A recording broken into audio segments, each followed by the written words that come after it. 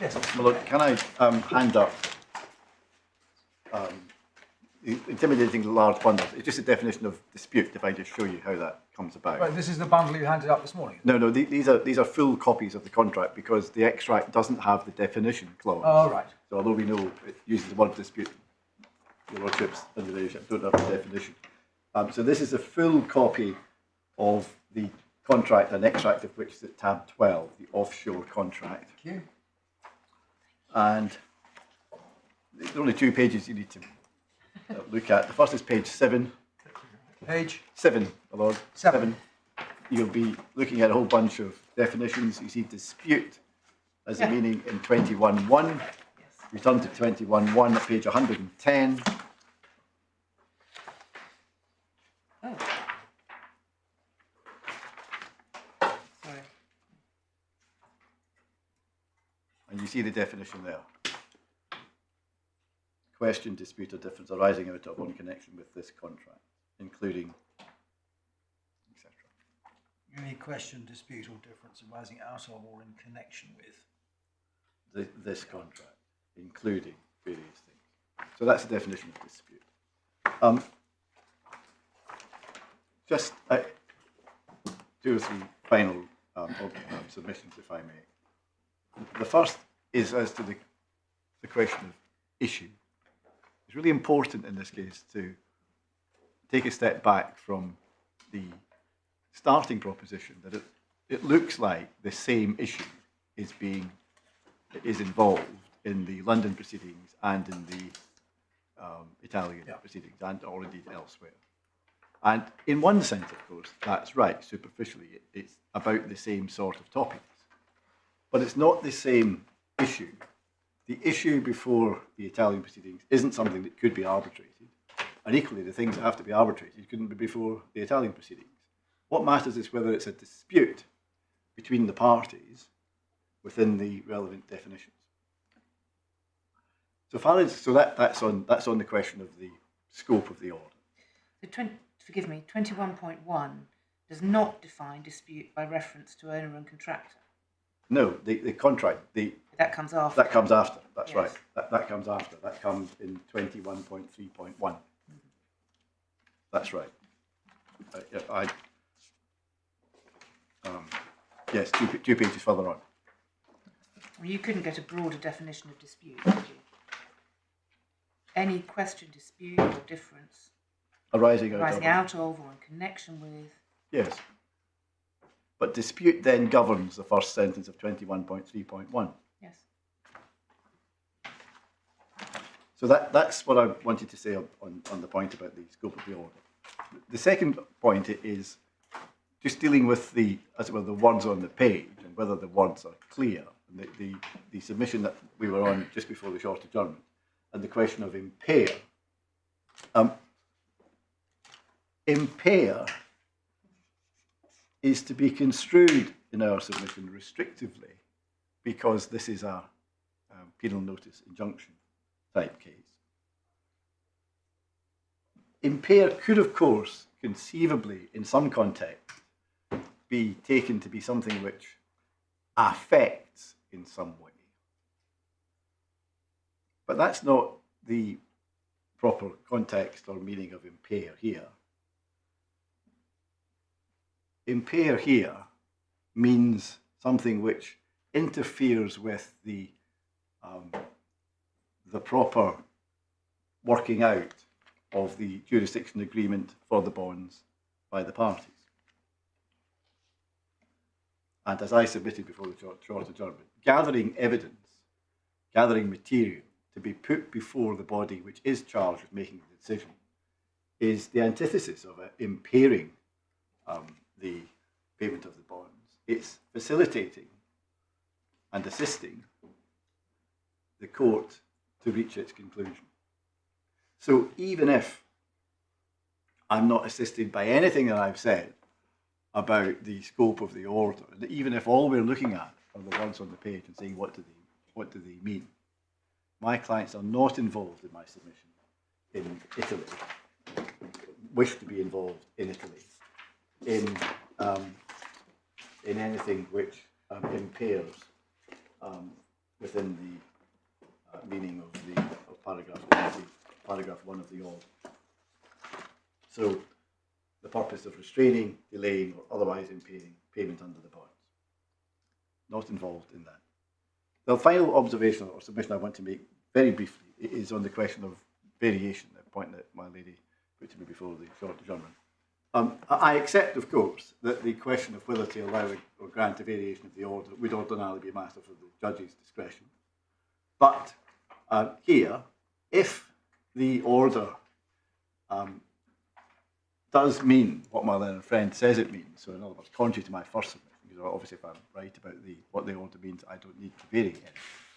But if I'm wrong about that, then in my submission, what we are left with an order which the court has read in a way which it's, as it were, driven to read it in that particular way, but is a meaning which is more broad, more wide than would have been appropriate had all the facts been before the court at the original application. In other words, had it been known that there were these public law proceedings into which my clients might want to intervene. And in those circumstances, it would be just and appropriate to carve out from that order, if it has to be so read, permission to allow my clients to intervene in Italy. I understand that it could be said against us, well, if this order was vague or uncertain in your view, why didn't you appeal it? Why didn't you do something about it? I understand that. But of course, the point only became, as it were, patent when the challenge was made by the other side to the Italian decree, and then my clients decided to intervene. So that's what I say about variation. We've dealt with it. Do you have a form of words that you say would yes. encapsulate the carve-out? Yes, yes.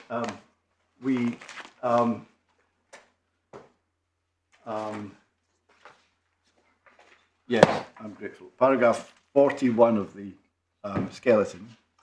No, the narrow one. You go back to your appellant's notice, are you? Yes, that's right. Sorry, which skeleton? Yes, here we are. 41. Yes.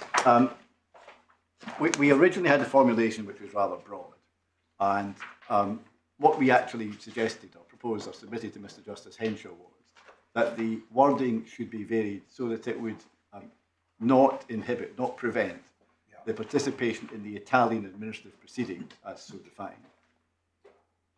That's all I need. That's all we want. Sorry, so I'm looking at the appellant's notice, page 6, your actual application. Yes. I was looking at the grounds just after it. Yes, Right. Exactly, really. That's right. Exactly. So that's Exactly. my Lord is Exactly. asking for wording. That's the wording. So you don't pursue your skeleton argument. That's right.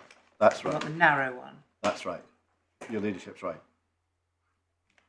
Nothing in this order shall prohibit the defendant from intervening and participating in the proceedings commenced by Eurochem Agro, dated 28th October for the Administrative Regional Court of Lazio. Yes, exactly. That's what we ask for. Yes. And then finally, and I do mean finally, in our skeleton argument, there's one other point which I haven't yet mentioned, which is that in the administrative proceedings in Italy, Eurochem Agro has sought to refer the issue of control to the European Court of Justice. That, in our submission, simply makes it all the more strange or odd that my clients aren't able, on their view, to participate in those proceedings. I accept, of course, the reference to the ECJ can't affect what the order means, but it is a further consequence of the order, if it means what Mr. Finnick means, that my clients won't be able, under the relevant procedure, because unless you're involved in proceedings, you can't then get involved at the ECJ, and that would be rather extraordinary if my clients weren't able to participate in that. But anyway, that's... You know what the question is that's going to go to the CJEU? Because they will only answer a general question of EU law. They won't descend into any facts. No, I understand that, Lord. I understand that. My instructions are that unless my clients are involved in proceedings, we won't be able to participate in the preliminary reference if there is one. I should emphasise that, as I understand it, Eurochem Agro has proposed that there be a reference, and the Italian court has got that in front of it, but it hasn't yet, as I understand it, made any such reference. So this is all slightly hypothetical and prospective. It may add nothing to the issues before the court. But anyway, that's a further facet. Unless I can help the court with anything. That's one question. Thank you. Very quickly, Yes. you rightly recognise that the judge's decision to refuse the variation was obviously on the basis that you were wrong on your primary We were in breach. case. Yes, yes. You accept it was an exercise of discretion. Yes. He gave reasons. Yes. And your submission has to be that his decision fell outside the scope of decisions reasonably open to him. Yes. And you make that submission. Yes. I mean, what is wrong with saying that there's hardly any prejudice, if any prejudice, Well, there is. in not being able to participate? And what about the proliferation of proceedings point, ignoring all the other points that are raised against you? Yes. Well, lady, the proliferation of proceedings point is, with respect to the Learned Judge, a bad point in the sense that there are going to be, or potentially, obviously are, proceedings involving these various administrative public law decisions across Europe. So there are a proliferation of possible proceedings or decisions about sanctions. The prejudice point is, and it's echoed in other of the documents, seems to be essentially, well, you can bring the whole case in England and in the arbitration. So what's the problem? You're not. I thought it was more the banks are doing a perfectly good job in Italy. Well, that's all. The public authority, I think, in Italy. Yeah, sorry, the public authority is defending its position. But the point I've just made about the ECJ reference, for example, would be a real prejudice, because not being able to participate in the proceedings, preventing you from then participating in the reference, that's something that can't be got back. That would be prejudicial. But anyway, I accept that the judge refused permission to vary on the basis that he had already, by definition, found us to be in breach of the order. I accept that. But I respectfully submit that if this court came to the conclusion that it was only, as it were, by somewhat of an accidental sidewind that we were in breach of this order. You're not dealing here with somebody who's gone out deliberately to put himself in contempt of a court order. If we are in breach of this order, it's because particular facts and particular wording, which on my submission go beyond what was really intended, have caught us in Lazio. And that's not how the judge saw it. The judge took a more hardline view, I think, of my client's position, which perhaps explains his exercise of discretion. But if the contempt, if there is one, is, as it were, rather more accidental and marginal, then this court's entitled to look at that exercise of discretion again, and my submission is you should exercise it in my favour. Unless I can help you with any other matters. Those are my... Thank you very much, Mr. Thank you. Mr. Fenning. My lord, my lady, this is, of course, an appeal as to whether Mr. Justice Henshaw erred in law and the exercise of his discretion. First of all, in construing the anti-suit injunction as prohibiting the intervention in Italy. Secondly, as to whether he was wrong in concluding that the pursuit of that intervention would be contrary to the arbitration agreement. And thirdly, whether he fell into error in the exercise of his discretion in refusing to grant a variation. Now, we say that for the reasons the judge gave,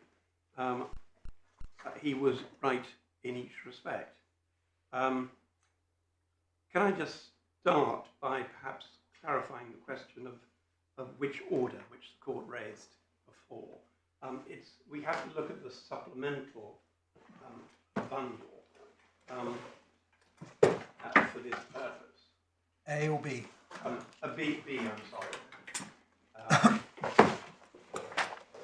The order at tab 5 was the order of Mr. Justice Bryan on the 23rd of August, which made the injunction at paragraph 2, repeating that made by Mr. Justice Butcher, and then at page 3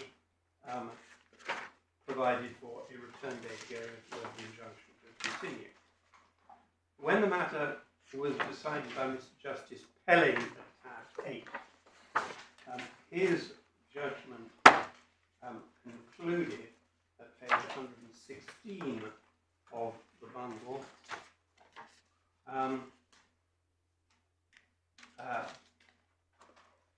by saying, I consider the ASA was properly granted, should not be discharged, and should be continued. Any further application to be made to the English Courts or Arbitral Tribunal. What then followed was the order at tab 9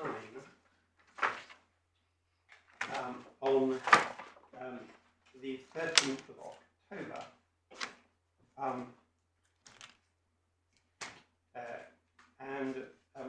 What the order recites, page 117, is that upon the judgment on the Judge Pelling that the anti-suit should be continued, and then the order was in relation to the variation and costs. So the actual decision that was on Judge Pelling was recorded in his judgment.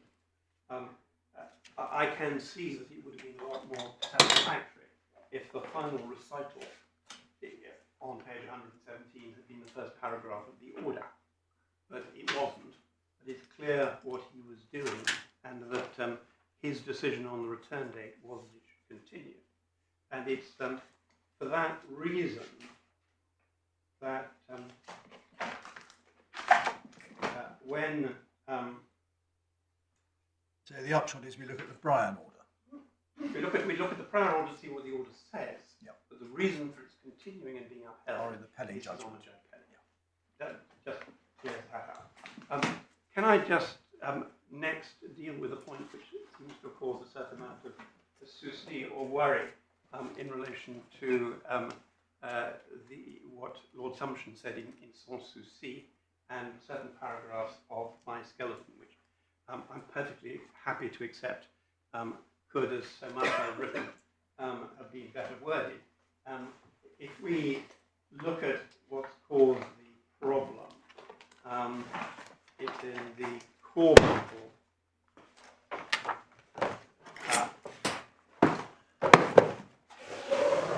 At tab 4, and we have to go to page 51 of the bundle, internal page 16.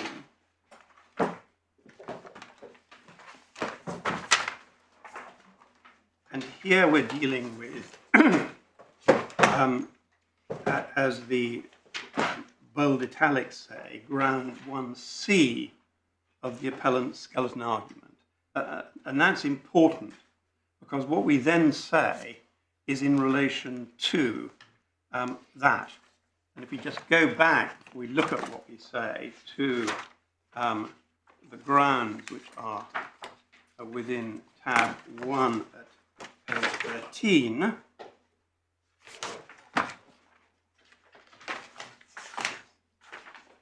Scope of the anti-suit injunction. Firstly, commence or pursue doesn't prohibit them.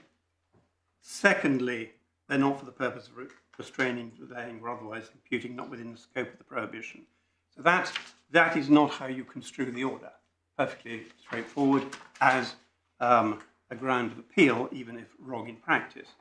Over the page, further, the ASI cannot have the scope of the court ascribed to it because the arbitration jurisdiction clause on which it's based could not, as a matter of law, have justified an injunction prohibiting Tecnimont's participation in the Italian administrative proceedings. Now, we did not and do not read that as saying that was not what Judge Pelling intended, not what the judgment tells us, nor what the order says, but rather it's an order which should not have been made.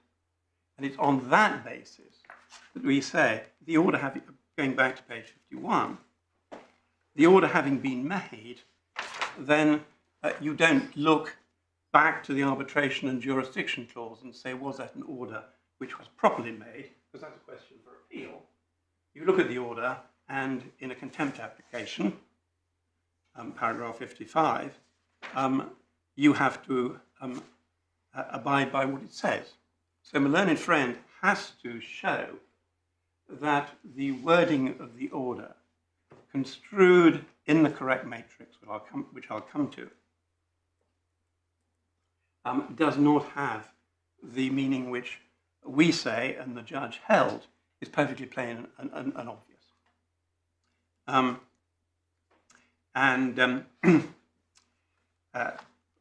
Going to paragraph 57, when we say his wording of the ASI and the judgment in different terms to was not intended to precisely reflect arbitration jurisdiction clause, that's right, because what the court was doing was fashioning an appropriate remedy for the issue that had arisen in order to give the correct precedence to the arbitration and jurisdiction clauses.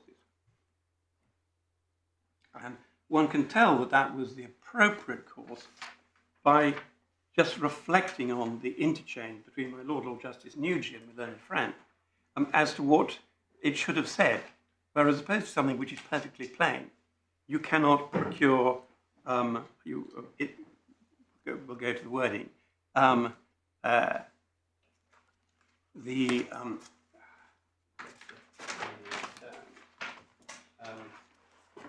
you mustn't commence or procure any claim or proceedings, and so on. It's instead, you mustn't do something which is contrary to what the arbitration clause wants you to do, sort of thing. I got rather lost in my learned friend's wording. But what one needs to have with an order of this sort, with a penal notice, is something which is clear, capable of being understood, and which does not give rise to doubt. Now, against that background, and to finish this point off, I entirely accept what Lord Sumption said in Sans-Souci, which is that when you look at an order, it is perfectly proper to look at the judgment, because that contains the reasoning which led to the order being made and is always admissible. Generally, however, a court in an appeal or looking at an order won't need to do that in order to see what the order says. It's only if there is something about the order which causes doubt. And in all the cases, the Sans-Souci case, the Maria Child case, it's all because, did he really mean that? And you then go back to the judgment. I accept that. And when we go back to the judgment of His Honour Judge Pelling, it's absolutely plain in my submission what he meant. What you cannot do, in my submission, as my Lady Justice Carr put to my friend, is you can't go traipsing back over all the earlier interlocutory stages and over submissions made in order to try and work out what it was that the order might have meant and should have meant. Otherwise, there is no purpose in having judgments and orders. And maybe just look for a second at what Lord Sumption said. I know you've looked at it, so I'll take it briefly.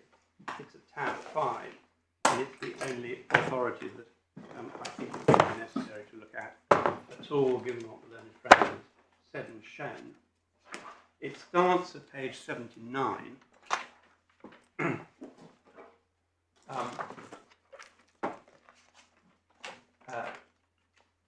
It deals with the question of ambiguity and says about 6 lines into paragraph 13.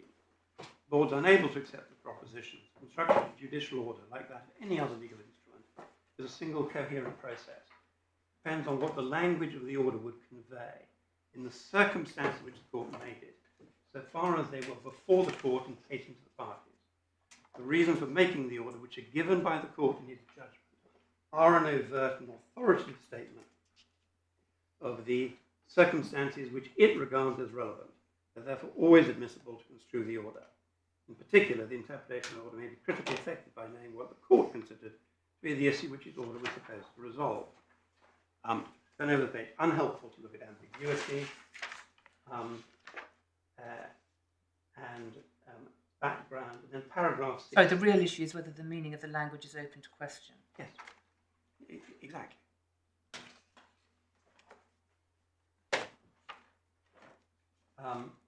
And is the language here open to question? We say no. But so that's as far as sans souci in the cases take Melanie Ferrand. Now,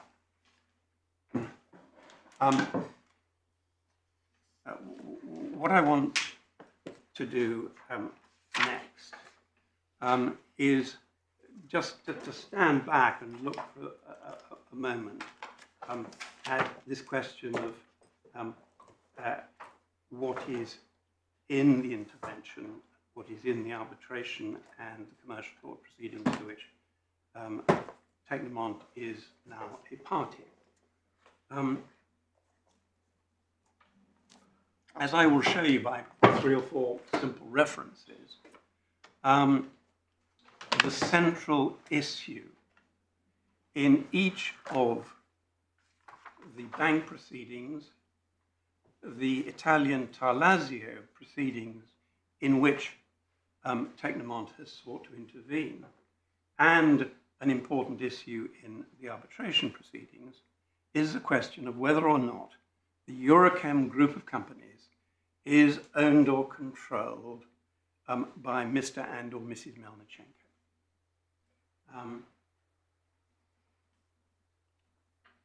And jumping to the conclusion of my argument, what Tecnimont has sought to do in Italy is to enter into, participate in, and argue against Eurochem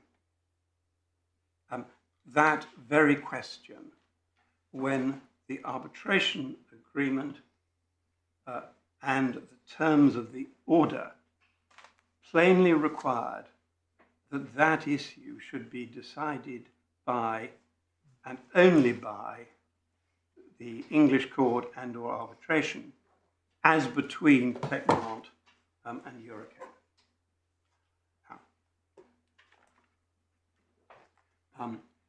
To make that good, may I look first of all at what is said in the bank proceedings.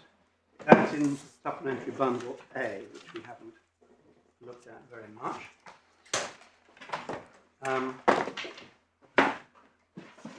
And to pick up first of all in tab 1 at page 8.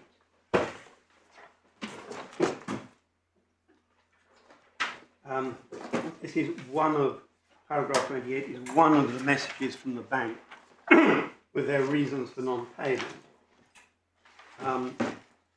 Claim complies with the terms and conditions of the bond. However, we're unable to honour the claim due to the presence of international sanctions directly impacting the transaction. Payment under the above-mentioned claim will indeed constitute a breach of these international sanctions. Now, that was replicated in relation to the other bonds and also by SG Milano and IMG.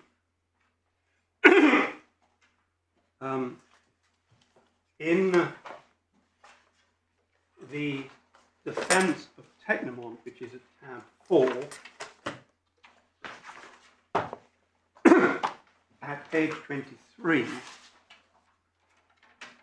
the summary of the defence is set out. 5.1, payment of the bonds cannot be ordered because of UK sanctions and would be illegal and unenforceable because of EU sanctions. So that's the prime point and indeed the core point here. Over the page 24, paragraph 8, the reason set out above, Tecnimont intends Mr. and Mrs. Melnichenko own and or control.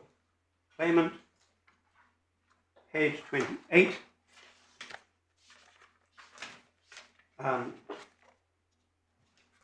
paragraph 24, 27 September 2022, the Italian Treasury FSC formally conclude that Eurochem Agro, wholly owned Italian subsidiary, which makes good the intervention I made earlier, was subject to the regulation 269 freeze because Mrs. Melnichenko controls it as a result of her status as sole beneficiary of First Line, the ultimate beneficial owner.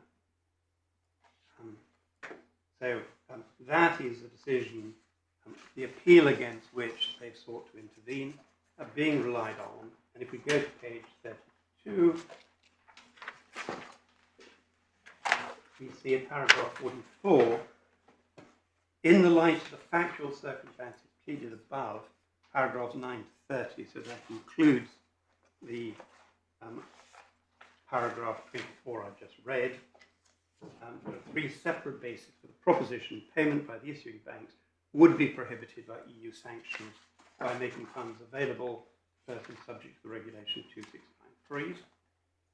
And at page 34, paragraph 57, further or alternatively, term implied in the bonds, both obvious to the officious bystander and necessary for business efficacy, that the issuing banks would be relieved of their obligation to make payment if at that date EU regulations were to provide such payment would be illegal, that no such claim for payment may be satisfied. And it gives some reasons for that. If we now turn, please, to supplementary. Sorry, can we just turn on a couple of pages to 39? Well, we've got a structure chart. This is part, I think, of Tecnimont's pleading. And in the light of what they say at paragraph 24, that S.P.A. is a wholly owned Italian subsidiary of ECAG, which is Eurochem Group AG, we can draw another line in the narrow to S.P.A.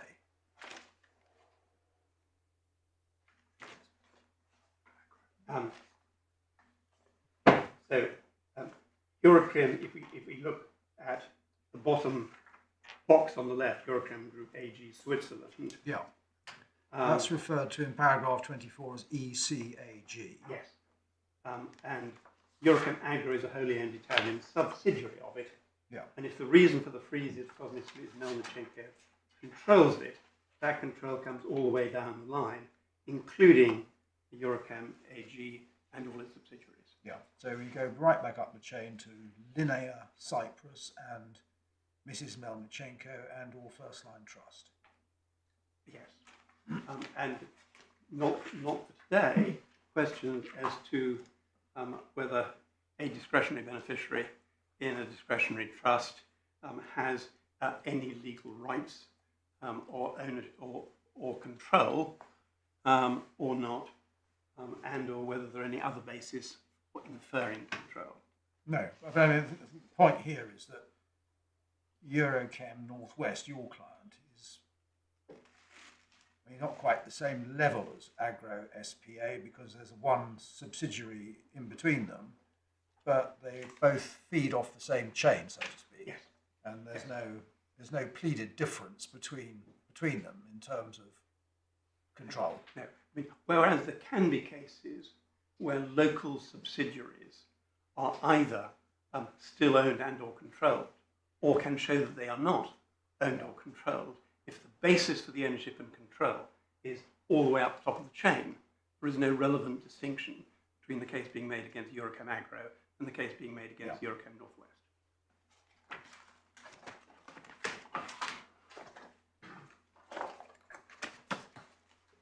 One can just sort of note in parenthesis that if Eurochem Agro was completely separate from this and had no bearing on it, then the reasons given by Mr. Morpho for wanting to intervene wouldn't apply because it wouldn't have any benefit. It's because it is that same chain and relevant to the issue that he wants to intervene. Can we now look briefly, please,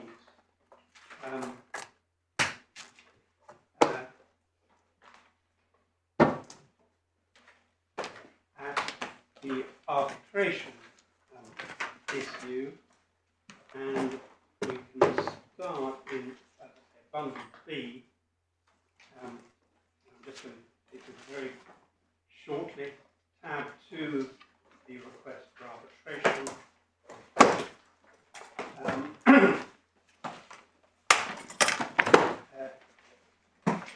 Page 16 of the bundle.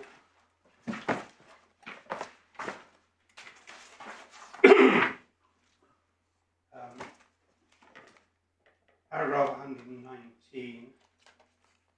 Life circumstances particularizing that section. Eurochem's representation of banks issuing advance payment bonds practice supported is simply force and willfully so. And tantamount to fraud, the emergency arbitrator dismisses. Separately, Eurochem's attempt to draw down on the advance payment bond is also unlawful because AIM, that's Mr. Melnichenko, owns major fertilizer producer Eurochem. Over the page, below the quote, 4 lines from the end of that first end of paragraph 120, by drawing down an advance payment bond, the issuing banks would make available resources to an entity associated with this individual. Eurochem should be enjoined from drawing down upon this basis alone, and then separately, each of the banks have issued a counter guarantee by calling on the advance payment bonds, Tecnimont and other Italian affiliates to make available to Eurochem entity indisputably associated, that's to be shown with a designated individual, funds or economic resources which would expose Tecnimont to a breach of EU sanctions regime. So that's in the request for arbitration.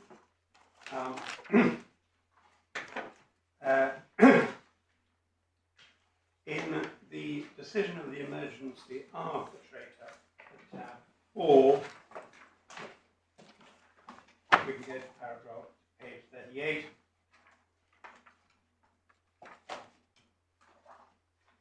Paragraph 64. We see the question whether Melnichenko divested himself of ownership and control. Questioned by Tecnimont, they state the extent of transfer is more apparent than real, remained the case that Mr. Melnichenko was the owner, thus of Eurochem. And I think the last reference in relation to arbitration that I need to look at is at tab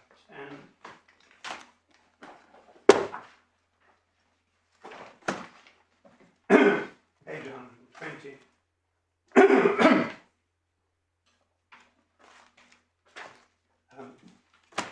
Paragraph 4, contractors incorporate by reference in the request for arbitration, establishing that Eurochem and its affiliates remain directly or indirectly subject to sanctions legislation issued by inter alia the European Union in the aftermath of the geopolitical crisis. And then they refer specifically, first bullet point, the Italian authorities seize the wholly owned Italian subsidiary Eurochem Group on the basis of an asset owned and or controlled by Mrs. Melnichenko. Note 5 there refers to the decision of the 28th of September, which is a decision recording the resolution of the 27th. So the very resolution which my clients appealed against in October, and in respect of which they have sought to intervene.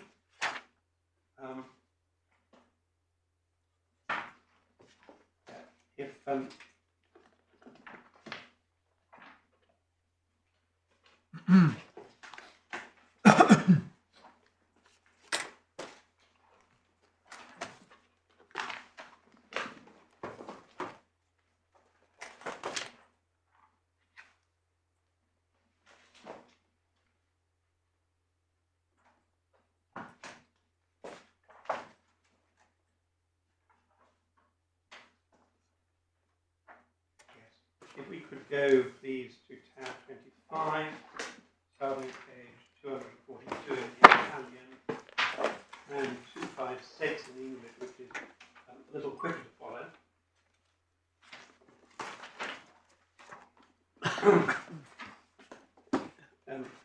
This is Eurochem Agro's reply to the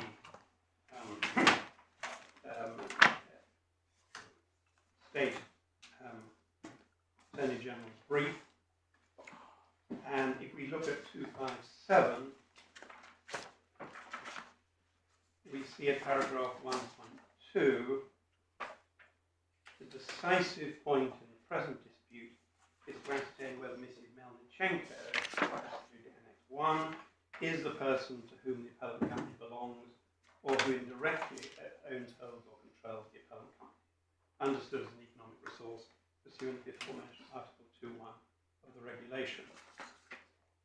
Criteria that, according to the European Union, integrate the basic requirements are indeed ownership or control. So, Lord, one sees there that common to the bank proceedings, the arbitration, and to the Tarlasio proceedings in which Tecnimont sought to intervene is this central question of whether or not the Eurochem group of companies, which is seen on the chart, which includes both Eurochem Agro and Eurochem North-West, are owned and or controlled by a designated person, that is Mr. or Mrs. Melnichenko. It seems to present that as a question of fact. Is that right? Mr. McLean was saying, well, it's all a question of public law in Italy, and public courts don't, administrative courts don't decide the facts if they're contested. This particular statement of case, if that's what I should call it, seems to say, no, you've got to find the facts. Well, I want to be careful how I put this in relation to Italian law as I would under English law. Test under English law of whether or not the provision of economic resources to an entity would be a breach of sanctions depends upon, unless that entity is designated. So if money going to Mr. Melnichenko clearly is a breach of sanctions, money going to a Eurochem entity is only a breach of sanctions if it is held that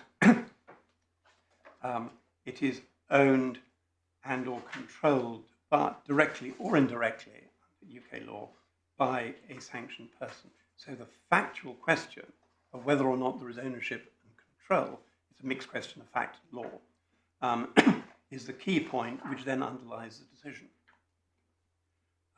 So, there are various bits and challenges in the Italian proceedings based on procedure, fairness, listening to explanations, and so on. But a core question, as we'll see, is actually emphasized by Tecnimont, is whether or not there is this element of ownership or control. But I could take you to bits where the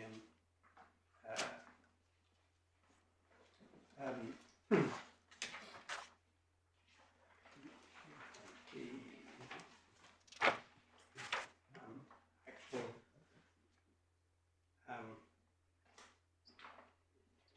tribunal, the Attorney General deals with it, but I don't think I need to, because I think I can most easily deal with it by looking at the intervention itself.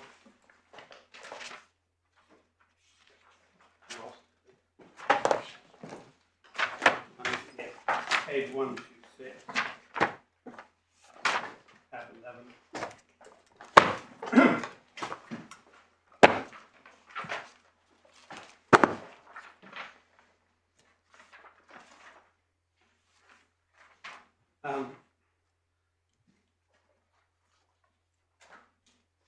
So the first page you can ignore Eurochem Agro against Ministry of Economy and Finance from 127. So the annulment of the decree which declared freezing the appellant's financial resources pursuant to Article 2, as well as all the deeds assumed to be connected with and resulting therefrom. Fact, Tecnimont has learned that Eurochem Agro has applied for annulment over the page, just before section on law, as a result of that appeal, and in view of the legal factual situation in which it finds itself, Tecnimont wishes to participate ad opinendum, in other words, by way of adversary, with the aim that your court rejects the appeal lodged based on the arguments set out below. Tecnimont has an interest in participating in the aforesaid proceedings. In fact, they're involved in international dispute with Eurochem North-West and Eurochem AG. And then, next paragraph, this dispute, third international commercial arbitration proceeding just commenced, and in proceedings still pending for the English court, relate into, and they annex both of those, relate inter alia to the assumption made in the disputed order.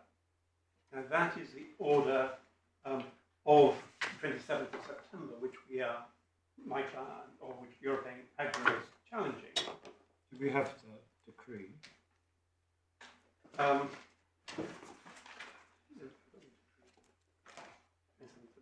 I'll check. The assumption made in the disputed order, which is recognized as affirmed by the undersigned. So here is the undersigned on behalf of Tecnimont actually affirming that which follows, that Eurochem AG and the companies controlled by it are attributable to the Melnichenko couple, both designated persons. So, first of all, the assumption was made in the order that they're controllable, owned by Melnichenko's. And secondly, here is Tecnimont actually affirming it. And then over the page, continuation of this section, Eurochem AG and the companies controlled by it, as they are attributable to the Melnichenko couple, are therefore directly and indirectly sanctioned with inter alia the resulting impossibility of providing contractual services. Tecnimont therefore has an interest in participating in these proceedings. For confirmation of all the dispute orders and request the following admission of the participation, you reject the appeal lodged by Eurochem AG. I don't think we have the 27th September decree, or we can Well, it's described on page 127. yes. It declared the freezing.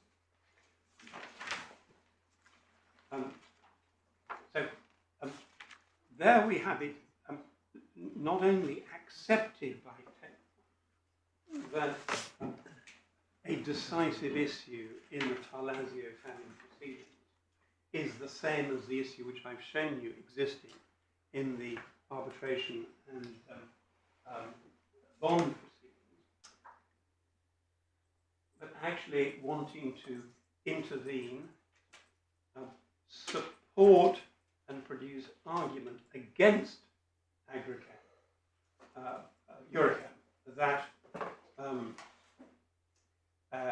there is ownership and control, and seek to get a positive finding that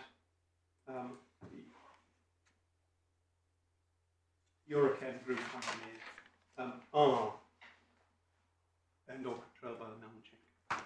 Now, that in itself is, we go through the rest of the circle, a deliberate and conscious attempt to litigate against Eurochem in Italy the very issue which is at the heart of the bond proceedings and a central plank in the arbitration proceedings, and which the wide wording of the arbitration clause says should be referred to arbitration. And at some stage, Mr. Fenwick, are you going to look at the wording of the arbitration clause in detail to make good that submission? Yes. Does it make any difference that the arbitration clause refers to a dispute between owner and I'm sorry. Does it make any difference that the arbitration clause refers to a dispute between owner and contractor? That is, your client, the North-West Eurochem, and the issue raised in the Italian proceedings is between Tecnimont and the Italian Eurochem Agro, which is a separate entity.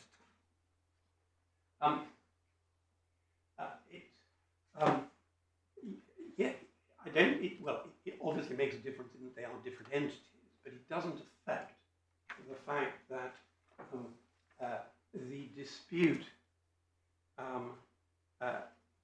is in relation to ownership and control. That dispute is covered by the arbitration clause, as I will make good. And the fact that you try and support your argument by picking off an otherwise irrelevant alternative subsidiary, which is governed by the same argument, shouldn't enable you to obtain the forensic advantage which they seek to get by this.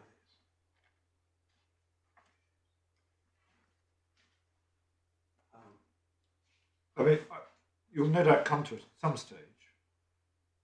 But the foundation of the arbitration agreement is if A and B have a contract and they agree to arbitrate their disputes, as between A and B, then it's a breach of that agreement for one party to go and arbitrate their dispute somewhere else. This is not quite that. It's the same issue. Is Eurochem AG controlled by the Melnichenkos?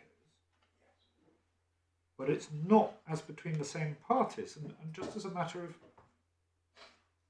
sort of fundamental, what does the contract do? The contract does not purport on its face to stop the contractor litigating against somebody else, even if they're litigating the same question.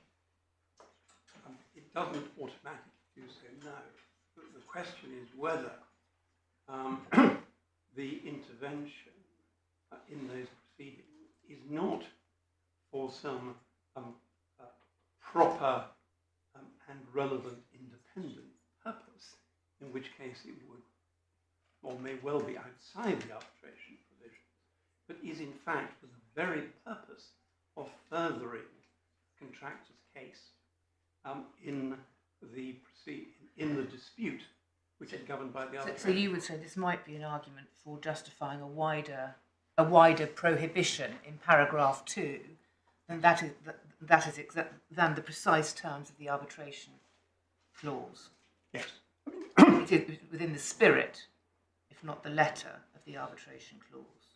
Yes, the mischief is doing actions which in effect are designed to circumvent an effective dispute, and a sole dispute between the parties, being that which has been contracted for by the parties by the arbitration agreement.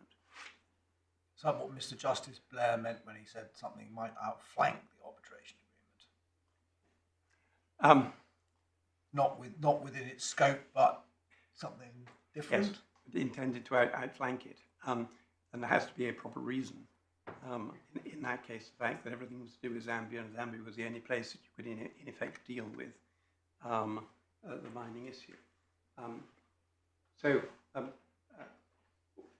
Where there is an attempt to not simply directly to prevent payment of the bonds in Italy, but to do anything which would interfere with the process of dispute resolution under the arbitration agreement, then that is something which the court may properly consider should not be permitted.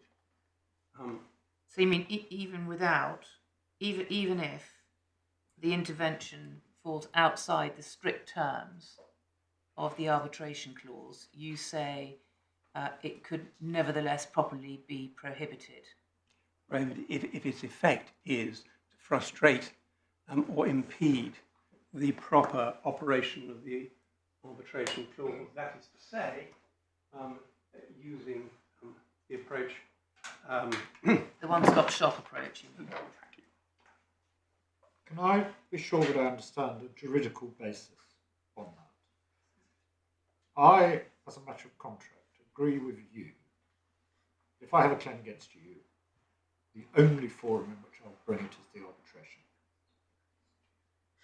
What is the basis for saying I can be stopped for bringing the same question but against somebody else, which is not obviously a dispute between me and you, which is directly within the arbitration clause? Is it an implied term in the contract, or is it some jurisdiction in the court to protect arbitrations? What is the juridical basis which justifies the court in granting an injunction, stopping me from doing something which is not the express thing I've agreed not to do? Well, I want to distinguish between two cases. There's a case where you do something which is in relation to a completely different dispute. I mean, Tecnimont may have an argument with somebody else in another one of its contracts, and a decision which is made in that dispute by an Italian court may be helpful to it in its argument. I can't stop that. Well, what I can do is to say where not only the obvious but also the declared purpose of the intervention in proceedings against another entity, in this case, a Eurochem subsidiary, is because of it wishing to advance and improve its case in the matter subject to arbitration, but without submitting to arbitration, in other words, outside the one-stop shop, then the general support for the courts for the one-stop shop that all disputes should be determined in that court. Is it not Section 37 of the Senior Courts Act 1981, which basically has the broad discretionary power to impose injunctions where it's necessary in the interest of justice, or in this context to preserve the integrity of the agreement? That's the jurisdiction under which the injunction is made in the first place, and that is open-ended. Am I right about that? I believe so. I mean,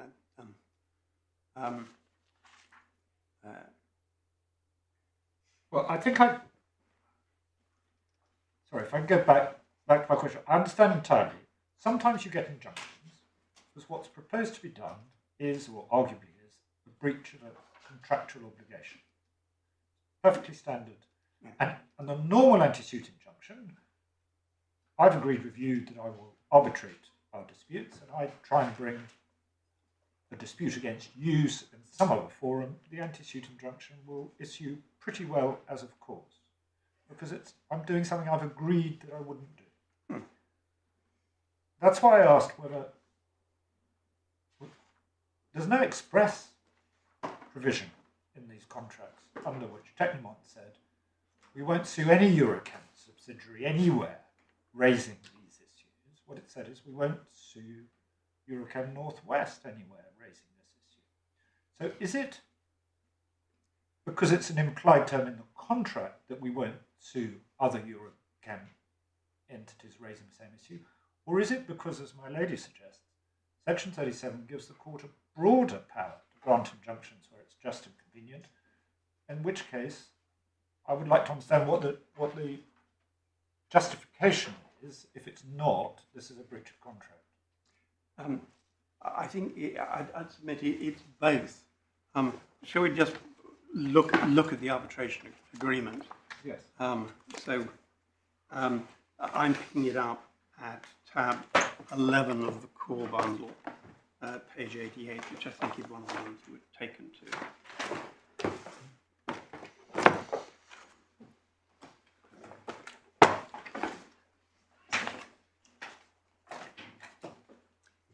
Seven 7.5.1. Any dispute between owner and one or more contractors, or between EP contractor and EP contractor in relation to this agreement, or in any way connected therewith, which is not settled amicably, may be submitted by other parties for binding resolution by arbitration.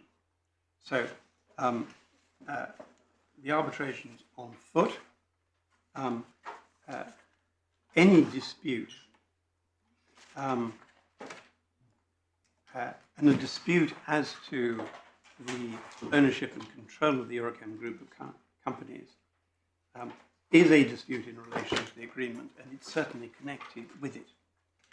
So if this is a dispute, then anything to do with that dispute must be referred to arbitration. So in the examples that my Lord has given, there may be an independent reason for Tecnimont to have a separate dispute with a Eurochem entity, if there is some reason for that dispute, which is independent of this dispute.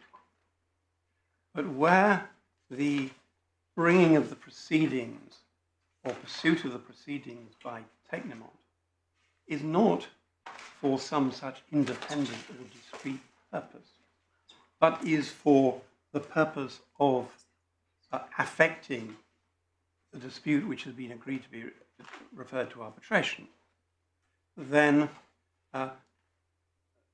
the wording is wide enough to prevent that outflanking attack. I'm being slow. So any dispute arising. So here, dispute we know means any question or yes. issue, whatever. So any dispute arising between owner and one or more contractors. So here, let's call that ownership and control. Yes. The dispute about ownership and control between Eurochem, NW, and Tecnimont, which is in relation to this agreement, or in any way connected therewith. So that's how as a matter of construction, therewith refers back to the dispute arising between owner and contractor, but you say it's still within that definition. It's still within the definition because it's still connected with it, because it's still being done, as has been accepted by Mr. Molfo and is clear on the face of the intervention itself, in relation to this dispute covered by the arbitration clause. It's not a wholly independent. The way you put it, if I've understood correctly, is that there is a dispute between Tecnimont and Eurochem North-West about the ownership and control of the Eurochem group,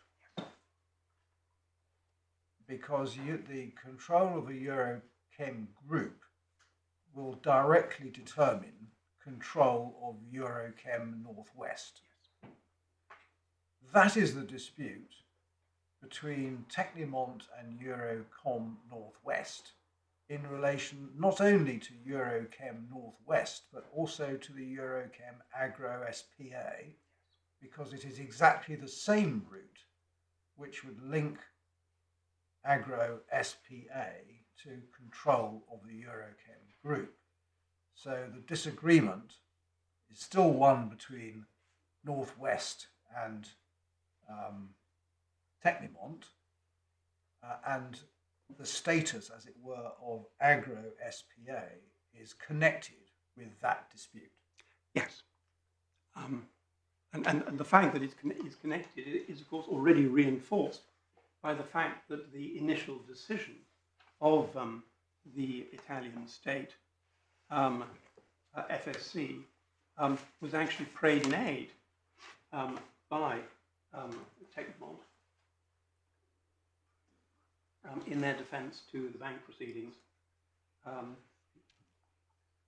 So it's clearly connected. And what I don't want to do is to go further in answer to my Lord Justice Nugee than is appropriate. So I make it plain that I don't like that where there is a separate independent dispute. I've understood that. Right. I think in answer to both my lady and my lord, you accepted what was put to you. The word therewith, in the phrase connected therewith, means connected with the dispute between Tecnimont and North-West. Whereas an alternative reading would be connected with this agreement, in relation to this agreement, or in any way connected with. So, Yes, but of course, even on that construction, You'd say the issues to the ownership of Eurochem AG is connected with the agreement. is connected with the agreement.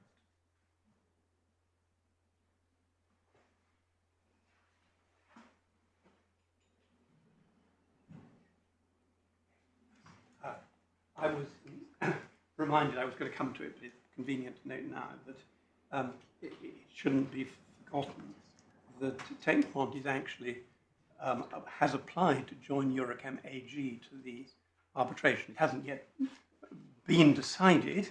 It will be opposed, but it's relevant that they're trying to bring Eurochem AG into it, even though Eurochem AG is not. How do we know that? I hadn't spotted that. Sorry? I had not spotted that. Is that in the papers somewhere? I believe it is.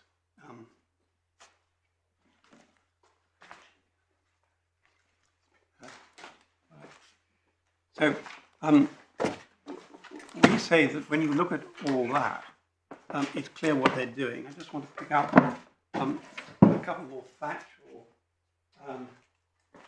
matters before I go to the judgment, which is where I make the part of my submission based on that. First of all, and I'm hoping not necessarily to be regarded as pot and kettle by referring to submissions on the return date. But for I thought we weren't meant to look at submissions. sorry? I thought we weren't meant to look at submissions. What is it? They're relevant not for what they are, but for what they're actually saying. It is just a quick way of showing the point I'm getting at. If you go to tab 7 of the supplemental file,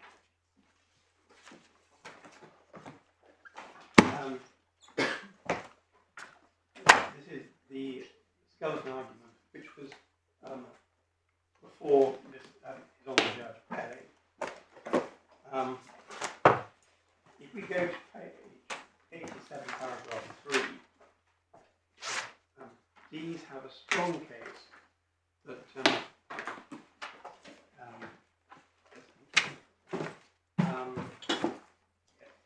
the payment of bonds would be unlawful. Or Sorry, even I'm lost. My thought. Where are we? page 87 Of. Supplemental bundle B. Thank you. Sorry. These are Tecnimont's. This- Tecnimont's skeleton before Penny is on a judge Penny. These have a strong case payment of bonds would be unlawful or even an offence in Italy and France to place of performance because it would breach EU sanctions law, Italian law or French law. And then if we go to page 92,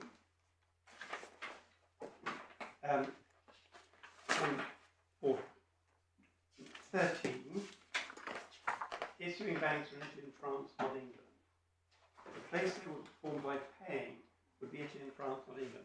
If they breach any sanctions by paying, penalties they would face under that regime would be at the hands of French or Italian authorities under EU, French or Italian law, not English courts of law. Fourth, the issues would arise under EU law as well as Italian domestic law. Besides the EU law provisions identified by the distinct Italian law provisions state in Italy, all these issues are better determined by courts in France and Italy with relevant experience. And then there's also, if these obtain an Italian court decision on sanctions on their application for interim relief, that decision would be useful in the bank proceeding and the arbitration. Such decisions in the past come quickly.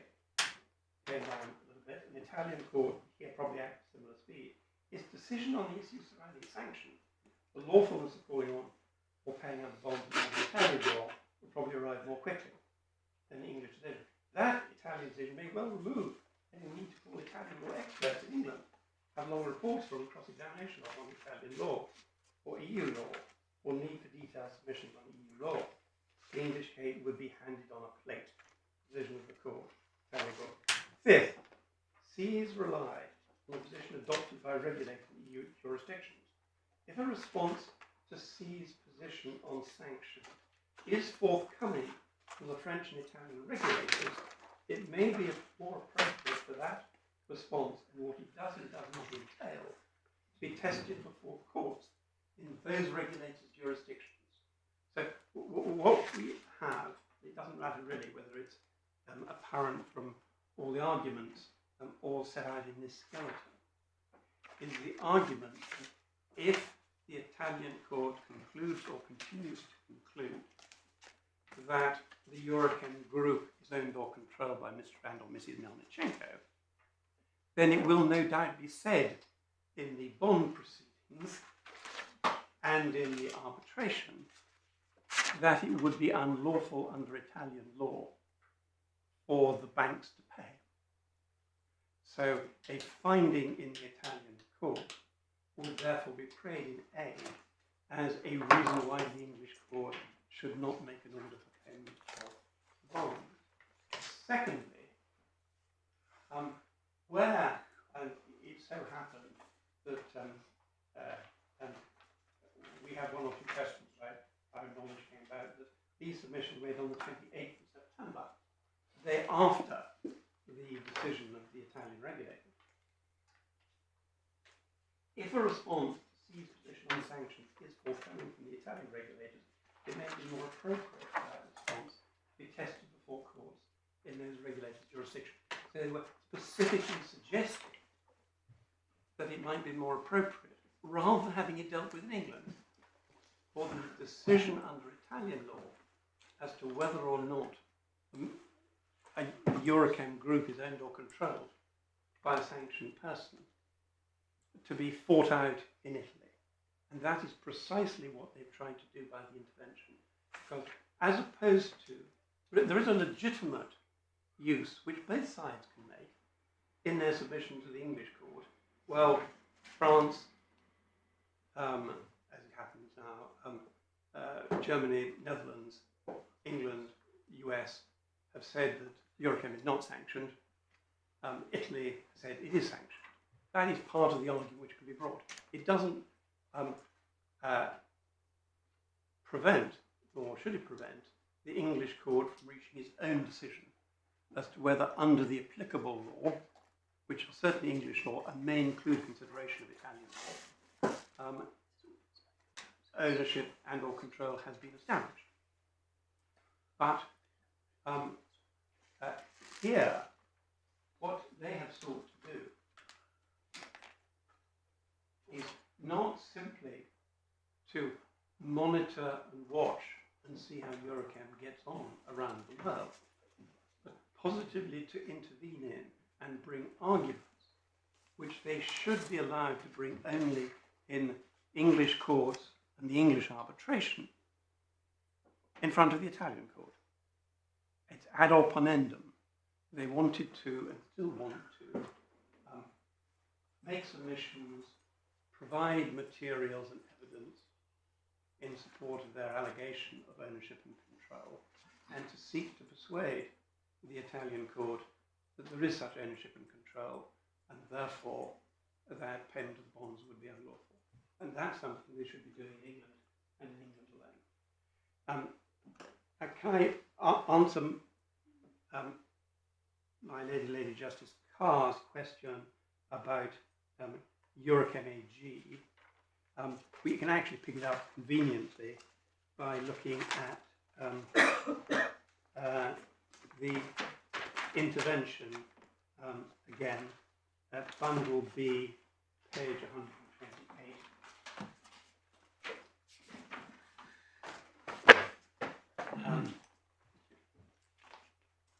And under law, I've already read it out. Yes, I noticed that and Eurochem AG is mentioned. That's accurate, is it then? So it's Eurochem AG has been. It's accurate in the sense that they have applied in the arbitration to join Eurochem AG.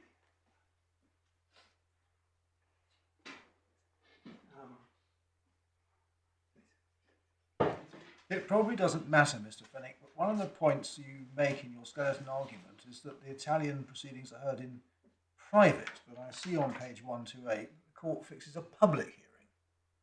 The difference is this: the administrative decision which we're appealing is private. Right. But when the court sits, as it finally did in, I think, 25th of April, it sits in public. So at some point in that process, some of the materials become public, as they do in this court. I'm afraid I'm not sufficiently up with the Italian proceedings. What happened in April? What happened in April? The hearing, which was due to take place, which was the reason for expedition. I thought it had been put off till October. Yes, It that was when it was put over. So there was. Oh, I see. It was adjourned in April. It was a hearing, and it was adjourned in about 2 minutes. Yes. That was in public. Semi-public. You can get in if you try hard enough.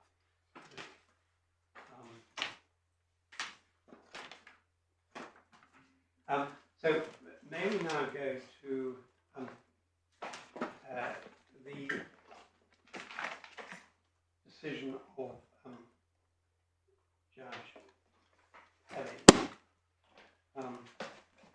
I just want to pick up, I know you're very familiar with this, I just want to pick up some key points, because this is, after all, the basis for the upholding of the order. You have your ex parte application, where the court is also considering quasi-contractual rights as well as contractual rights, and there was no argument from the other side. Obviously, an adjourned hearing in front of Mr. Justice Bryan, and then substantive judgment on both set-aside and variation. And that's important, because His Honour Judge Pelling is not simply deciding whether the anti-suit injunction should be continued, but was also considering a variation so as to allow proceedings to be brought in Italy or France. So he was particularly addressing his mind to the scope of the prohibition and how far it should extend, as we'll see when we look at the argument. And if we could pick it up, please, on the first page of page 107.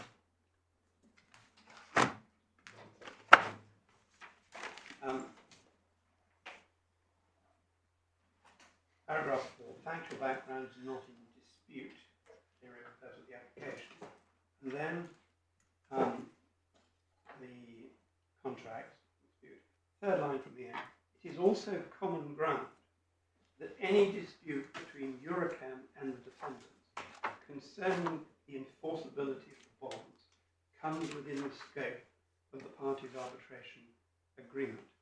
One of the disputes about the enforceability of the bonds, indeed the core dispute about it, is a question of ownership or control. And there is expressly said to be common ground that that is within the scope of the arbitration agreement. Eurochem here, there is Eurochem NW. Yes.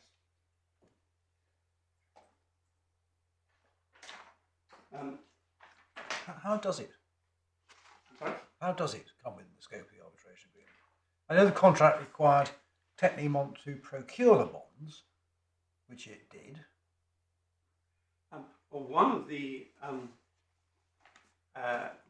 issues in the arbitration, and one of the pleas in the arbitration, which They still wanted to restrain NW from calling on the bonds. from calling them, yes. And one of the core grounds for that is that it would be unlawful to do so because of sanctions. So we say foursquare within that. Just want to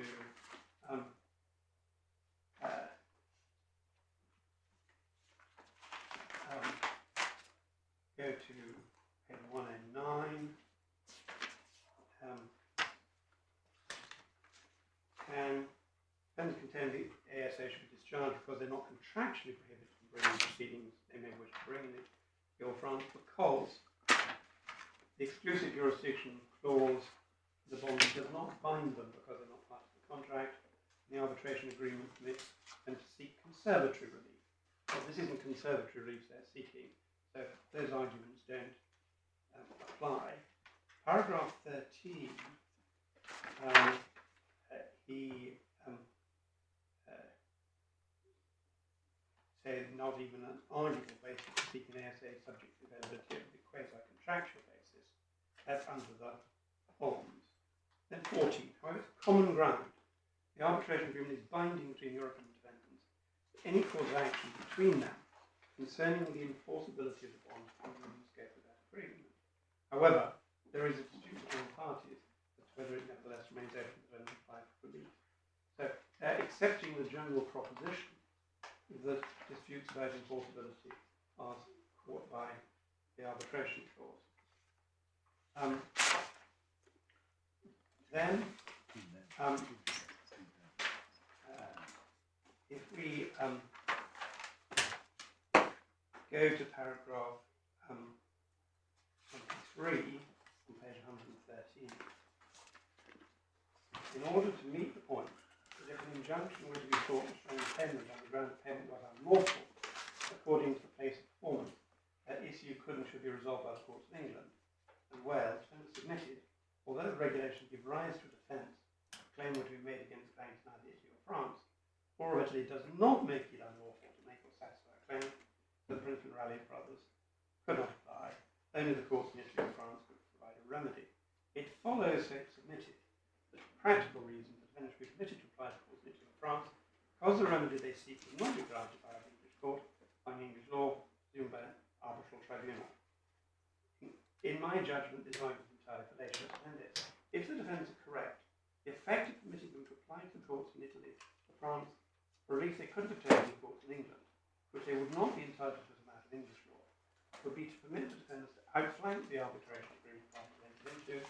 That is, there should be an arbitration fixed in London, subject to English law, which by agreement must apply English law to resolve the disputes referred to the arbitral tribunal.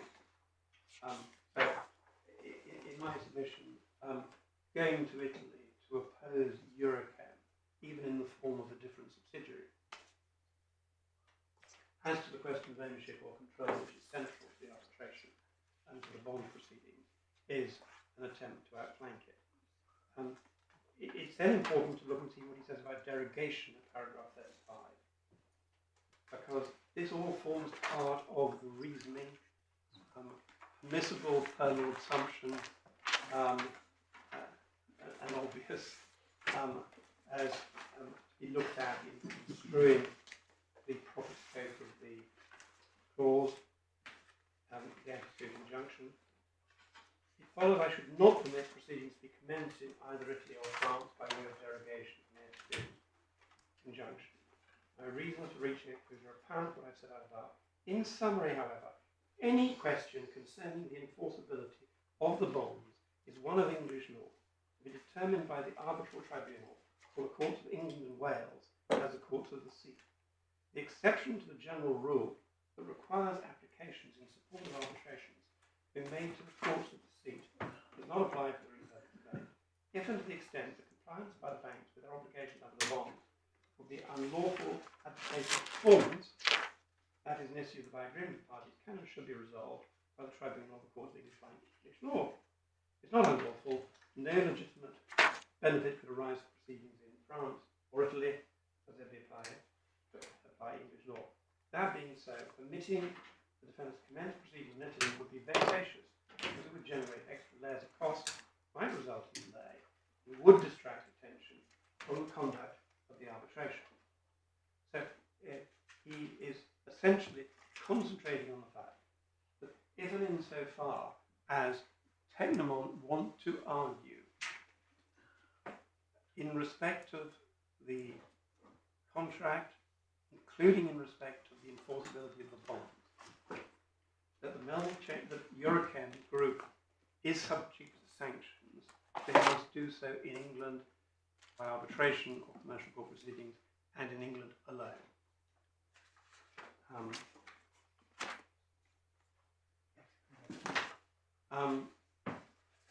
So I'm next going, if I may, to just look at the wording, because although slightly muted in Learned Friend's oral argument, he has run his construction argument. Can we go back to tab 1, page 2?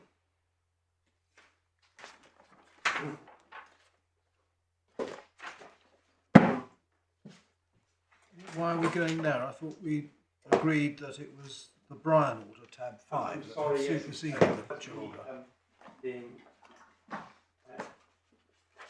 imprecise, it is the same word, but let's look at it in the correct place. Quite like page 55.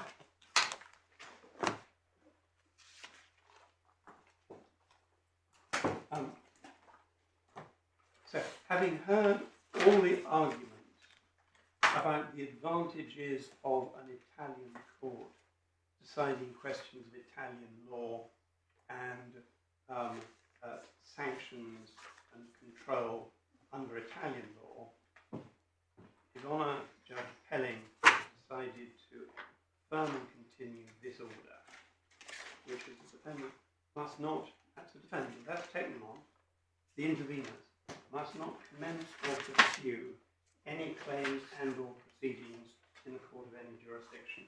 Again, taking my friend's argument, first part, is their intervention commencing or pursuing a claim or proceedings? In my submission, it's both, because they've commenced their claim against Eurochem, in this case Eurochem Agro, it doesn't say who against, by applying to intervene. So they intermeddle in the existing dispute between the Italian regulator and Eurochem, and they pursue it in the sense that they wish to maintain, reinforce, augment the arguments of the regulator with their own by putting in submissions and appearing and making submissions at the hearing. So, in my submission, there's no doubt that wording is covered by what they have done. There is a second part which is necessary for the purpose of restraining, delaying, or otherwise impairing payment under the bonds. Now, I think Learned Friend was driven to accept by the end of his submissions that that purpose is the defendant's purpose in making the commencement or pursuit of that claim, rather than the fact that these are administrative proceedings of public law, which have not the slightest interest. And of course, it speaks for itself, because Tecnimont wouldn't think it worth a halfpenny or half a euro to intervene in those proceedings if it was not for the fact that they thought that it would be relevant to them and of assistance to them in the English proceedings, for the purpose of restraining, delaying, or otherwise impairing payment under the bond.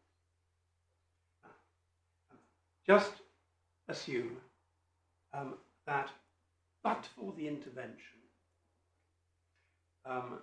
the Italian Tarlasio would have been persuaded that the German, Dutch, English, Americans were right, and the Eurochem group is not owned or controlled. The purpose of the intervention is to seek to avoid that outcome and to assist in securing an outcome whereby the court concludes that it is so owned or controlled.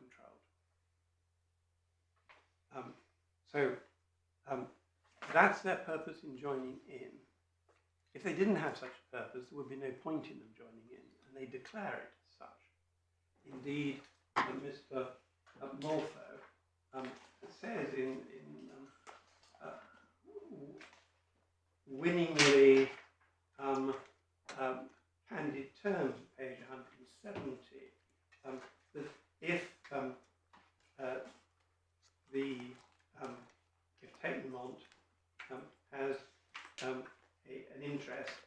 see commercial interest in seeing the decree upheld. So, is it restraining, delaying, or otherwise impairing payment? If the purpose of the intervention was to obtain a confirmed order that the Eurochem group of companies was owned or controlled by the Melnichenkos, therefore subject to sanctions, that would have two effects. One, it would strengthen their argument in the English court that the English court should reach the same decision, although acting independently on the evidence. And secondly, it would provide them with the argument which we can anticipate, which has already been made, we anticipate would be reinforced, that because payment by an Italian entity and payment under the counter guaranteed by Tecnimont as an Italian entity would be in breach of sanctions in Italy, then whatever English law says about sanctions, the court should not order the payment of the bonds because that would require the banks and Tecnimont as Italian nationals, Italian entities in Italy, to breach sanctions. Didn't think the banks were Italian. Sorry? I didn't think the banks were Italian. Well, one of the I think two are. I think One I of think the- Ing is a Dutch company Ing- and Société Générale is a French company. Société Générale, but with an Italian branch. And the argument is or may be. So it's not an Italian entity, but it's a foreign entity, but whose activities are in Italy. Yes, and the I think we can go back. I'll give you the references in a moment. If I may. On page 125 of the core bundle talks about Société Générale Milano, Yes. branch of Société Générale. Yes. It's in our pleadings, which is in supplementary bundle A, page 2.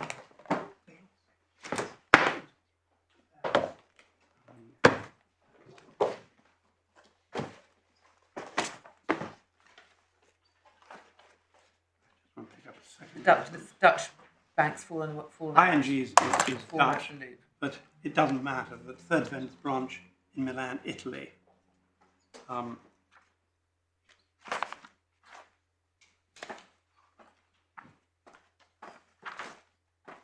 Yeah, so there's an Ing branch in Milan, Société Générale branch in Milan. Yes. There is a reference which I will pick up.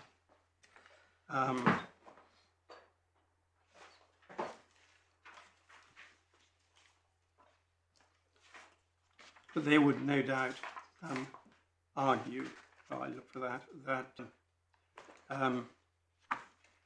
Italian law will reflect EU law and therefore should be followed. I'll come back to the reference.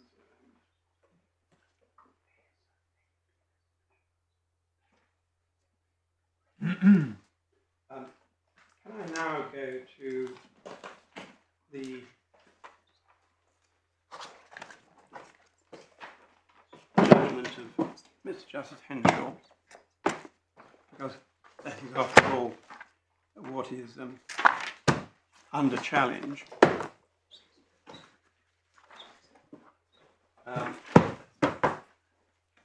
So picking it up at tab 7 of the core bundle,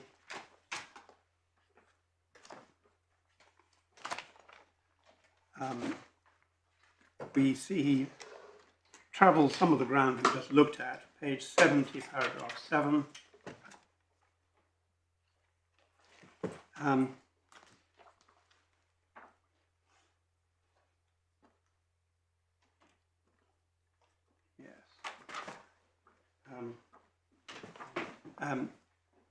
it's Tecnimont's position in the arbitration. The claim is owned or controlled by Mr. and Mrs. Melnichenko, designated persons. Tecnimont, therefore, cannot lawfully perform these alleged post-termination obligations. Over the page in the bank proceedings, they submitted ultimately owned or controlled payment under bonds cannot be made without breaching the EU sanctions regime. Then we get the reference by Tecnimont in its defense, which I've shown you, to the 27 September decree.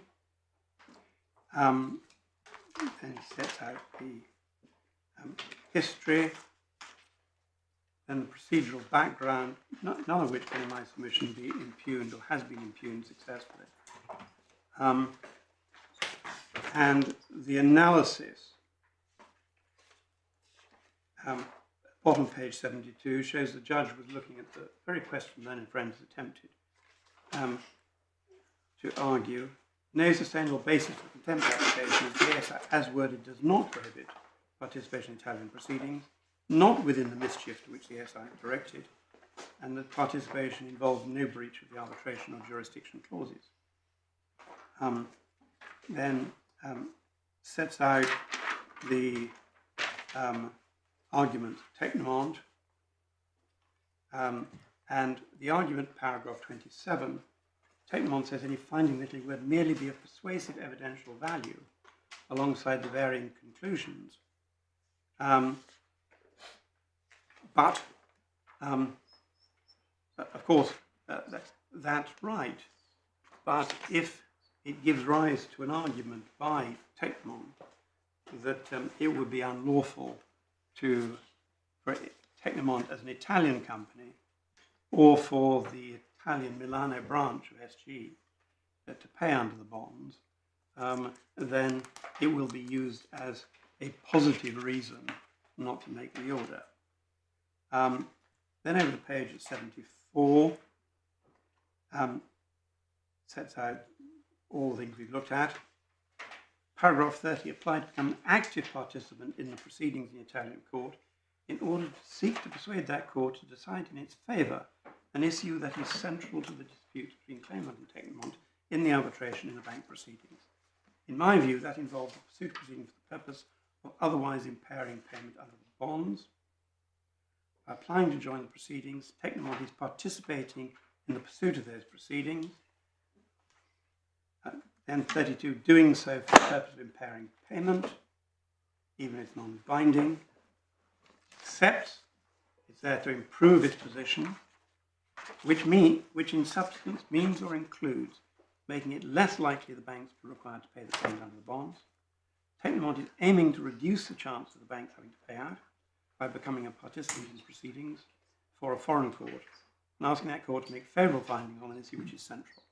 In other words, it seeks to gain an advantage here by litigating in abroad an issue which is promised to litigate only before the arbitral tribunal.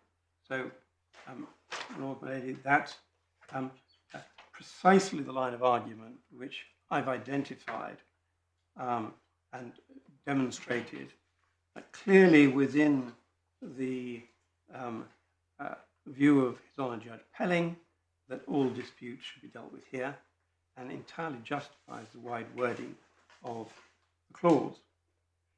Then mischief. The issue is whether the decree as to ownership by a designated person should be annulled as a matter of public law.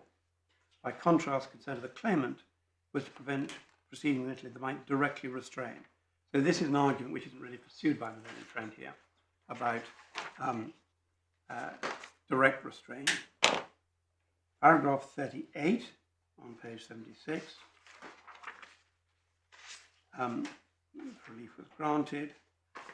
And then 39. As to Tecnimont's reliance on the judgment of His Honour Judge Pelling, the judge did not say the ASI was intended only to catch direct restraint, delay or impairment of payment under the bonds.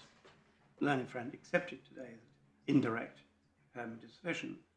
The issues before him included whether Tecnimont should be allowed to start proceeding in France or Italy, restrain banks from paying calls, but the broader and primary issues included whether the ASI should be continued, and if so, on what terms, see paragraph 2. Tecnimont argue the underlying contract didn't prevent them from proceeding in France or Italy. One reason being they're not party to the exclusive jurisdiction clause in the bonds. Then I've already shown your lordship page 30, paragraph 35 of his Honour Judge Pelling. His Honour at 40 decided the SI should continue in the existing form. I find no support in his judgment. The proposition continues solely in order to prevent Tecnimont from taking proceedings designed to restrain payment. On the contrary, any question about the enforcement of the bonds is to be determined in the English proceedings, thus allowing Tecnimont to start proceedings elsewhere. And it is just, again, to come back to the line of questions from my Lord Justice Nugee, it's Tecnimont which is doing it. It's not some other company in the Tecnimont group against some other company in the Eurochem group. It's Tecnimont itself embarking on these proceedings by way of intervention in order to better its position in the English proceedings by obtaining a judgment through submissions which it will rely on in England. Page 77, no breach of the arbitration or jurisdiction clause. This is about legality. And at 42, I'm not convinced Tecnimont's submissions under the case is relevant to the contempt issue as opposed to variation. But in any event, I would not accept it. There is a dispute between the claimant and Tecnimont about whether Eurochem AG is controlled by sanctioned individuals, which in turn affects inter alia whether the banks are liable to pay under the bonds. That dispute falls within the terms of the arbitration clause, since the dispute in relation to or in connection with the contract. It's also a matter arising in connection with the bonds, thus within their jurisdiction clauses to the extent that that may matter. Then he deals with the fact that it's a public law dispute. In the last 4 lines of that, the arbitration agreement also entails a party will not seek to litigate issues abroad as a preliminary to or in order to deploy as evidence in the arbitration agreement. Such proliferation of proceedings is inimical to Tecnimont's agreement to resolve disputes solely by means of arbitration in the agreed form. Now, as the argument proceeds today, of course, it's probably said, well, learned judges said, well, it's a different subsidiary. It's Eurochem Agro, it's not Eurochem North-West. That wasn't part of the argument, wasn't part of the reasoning, is not part of the grounds of appeal, quite apart from my other arguments on it. But the point the judge is making is the dispute is about Eurochem AG, that is at least one tier further up the chain than either your client or Agro S.P.A. Yes, that's the dispute. And that's the common parent of both companies. Yes, that's the mystery. Is that group of companies under Eurochem AG owned or controlled by Ms. Milchank? And that's what they tried to do here. Now, I can briefly, I think, deal with last 3 points, which are floating around, subject to any points the court may have. First, the argument which attracted Lord Justice Mayles as being a particular reason for granting permission to appeal, which was the so-called claim in nuisance. Yes, that doesn't seem to have been developed in all submissions. And I'll say in a sense, it's nonsense. I can say this is a nuisance claim. That doesn't mean to say I'm bringing a claim in nuisance. I can say this claim is an abuse of process, but I'm not bringing a claim in abuse of process. The fact that we depict the reason for the intervention as being abusive and of the form of a nuisance is not the same as making a claim. The skeleton argument in favour, in support of the appeal was, and I don't suggest deliberately, but in its event misleading, so that the judge misconstrued it in giving permission as being that there was some sort of claim which they ought to be able to defend and wouldn't. So I say no more about that. The second issue is that, as I understand it, the ground 3, just go back, if you may, to the grounds of appeal, page 13 and 14. Ground 3, contempt of court. The only basis, as I understand it, on which the learned friend pursues that ground is on the ground that, properly construed in its proper matrix, the order does not mean what it says and what Mr. Justice Henshaw considers it says. Consequential on ground one. Yes, but on this very narrow ground one, which is, I mean, well, I suppose he still pursues that we didn't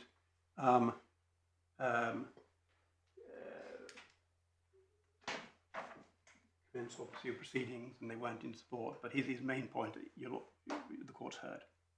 And just to be clear on that, your position is the order does mean what it says, yes, but in any event, there was no breach of the arbitration clause.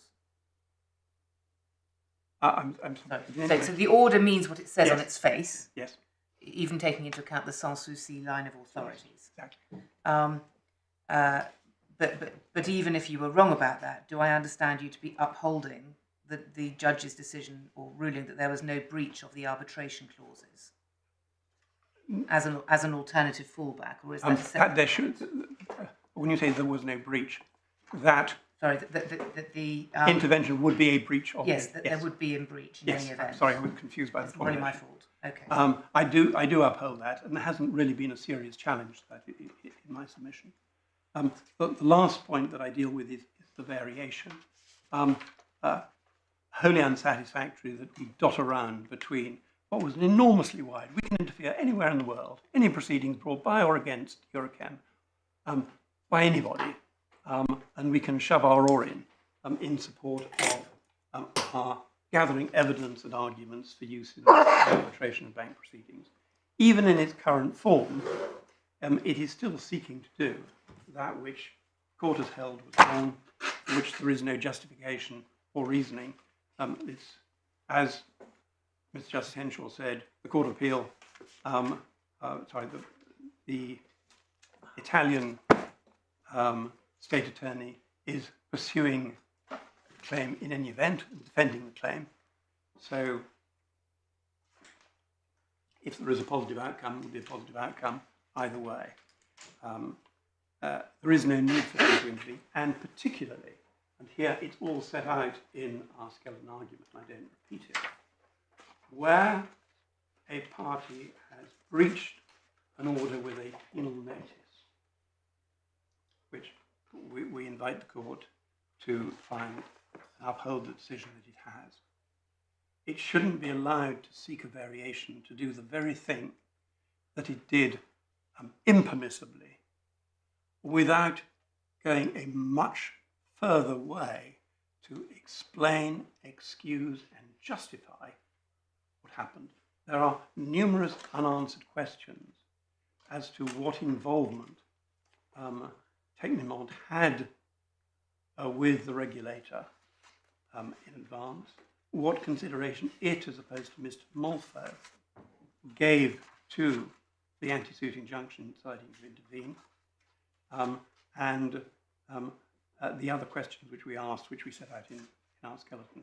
And with that deafening silence, the court should have no truck with an attempt now to authorise retrospectively that which was a breach in the first place. Can I ask, was there any evidence? Did Mr. Sorry? Justice Henshaw, was there any evidence? Did Mr. Justice Henshaw have any submissions as to whether the breach which he found was inadvertent or was knowing?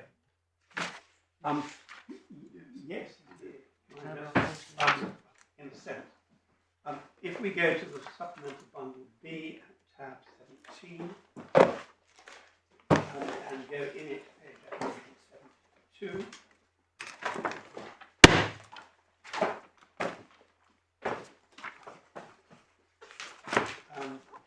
This is Mr. Molfo. This is Mr. Molfo, the solicitor, who says, I believe Tecnimont complied with the order and the intervention falls outside it. I don't believe such a pleading can have been intended, etc.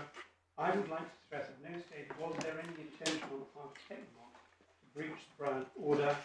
At no time before the first international letter did Tecnimont consider that intervention might constitute a breach? No evidence from anybody at Tecnimont, and very dully, but perhaps relevant in view of you, my lordship's question, tab 19,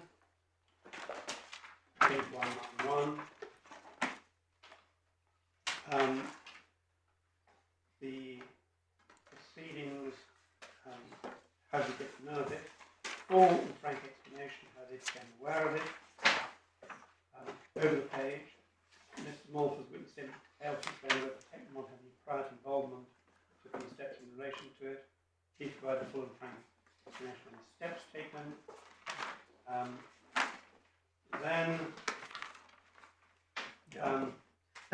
Paragraph 48 of the judgment demonstrates the judge did not consider this evidence sufficient to establish a good faith understanding. But I would just help me on this. Mr. Maltha, in the normal way, says that where matters are not within his personal knowledge, he set out the sources of his information and belief. Did he set out the source of his information and belief in paragraph, for what he says in paragraph 35?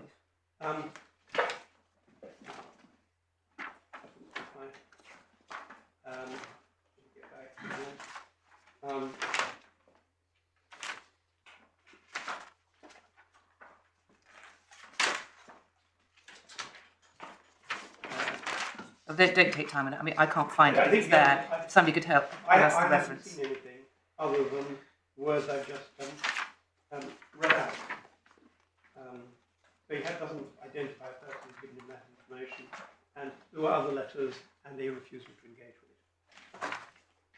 it. Are there any other matters with which I can discuss? No.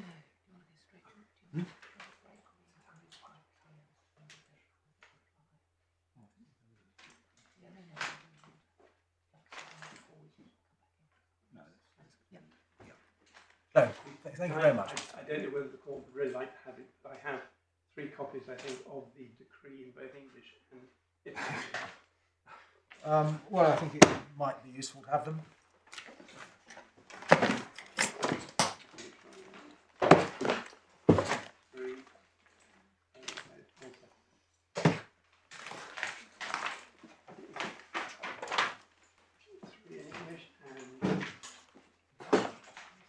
Three in Italian for like the.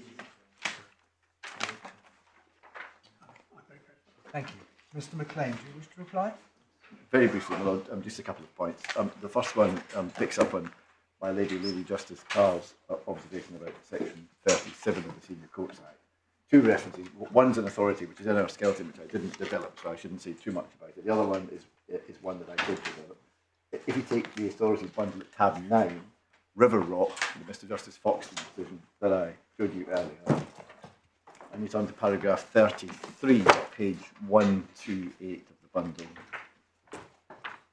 you'll see the learned judge setting out the principles. And of course, section 37 is the foundation of the court's jurisdiction. I accept that. Your ladyship's right about that, obviously.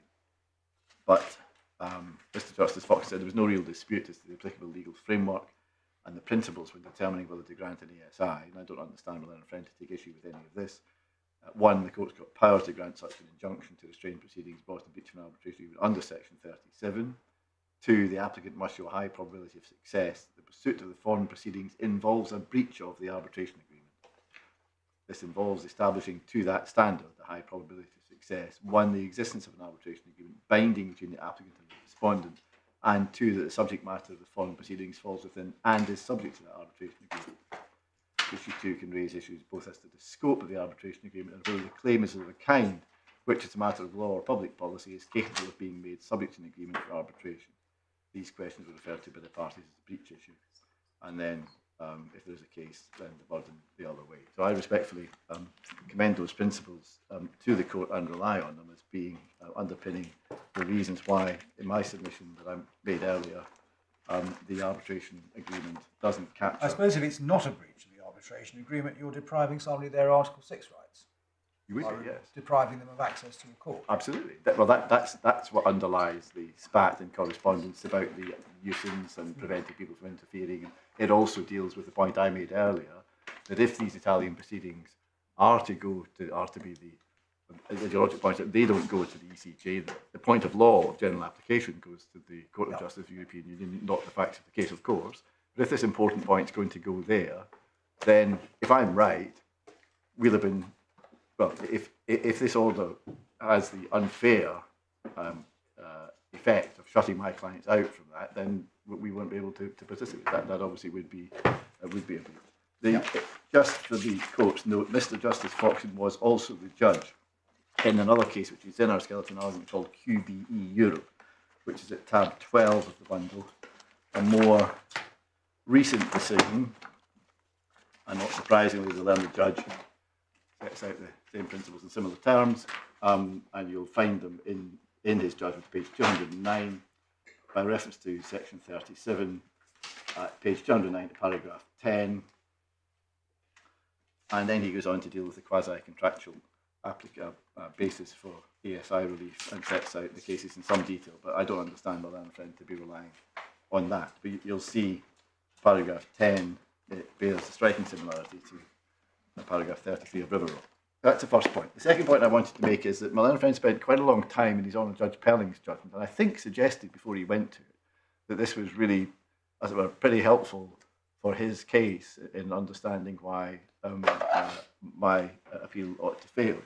What he did was to put quite a lot of eggs in the outflanking basket. And if we just turn up Mr. Justice Pelling one more time, sorry, he's on Judge Pelling's judgment at tab 8 of the supplementary bundle.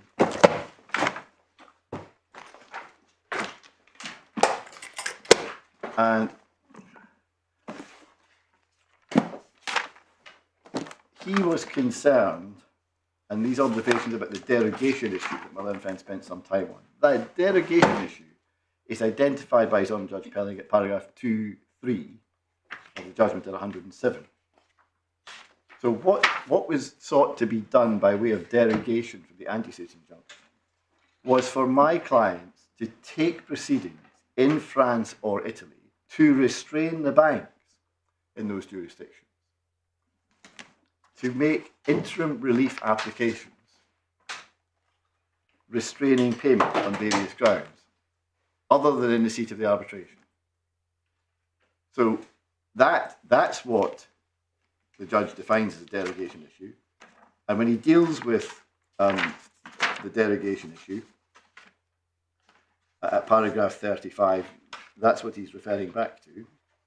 And at paragraph 23, which is the critical paragraph for his reasoning that I took you to earlier, page 113,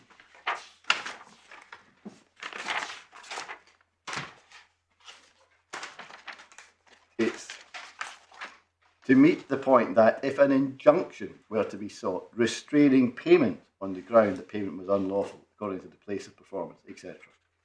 So he's contemplating steps being taken and considering whether to allow steps to be taken, which are much, much, much easier to see fall within the scope of the arbitration agreement than intervening in public law proceedings about the ownership or control of a completely separate legal person.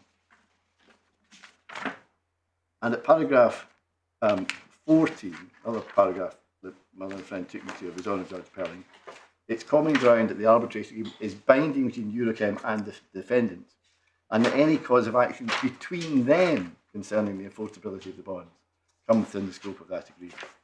And well, then, Sorry, where is that? 14. 14. When Mr.